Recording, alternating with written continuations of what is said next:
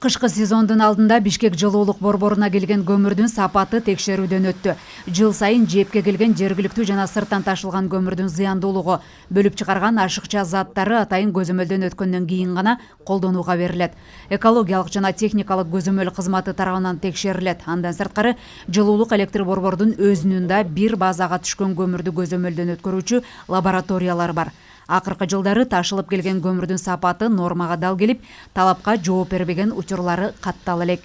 Бул жерде биз көмүрдүн радиациялык фонун ушул нормадан жогору жана ошондой эле департамент экологиялык мониторинг департаменти менен биргеликте көмүрдүн калориялуулугу, нымдуулугу, гүлдүүлүгү жана күкүрттүн деңгээли нормадан жогору ошону карап жатабыз. Көмүрдүн радиациялык фону ушул жеринде эле текшерилип билинет. Азыр мына балдар текшерди. Көмүрдүн радиациялык фону нормадан ашкан жок.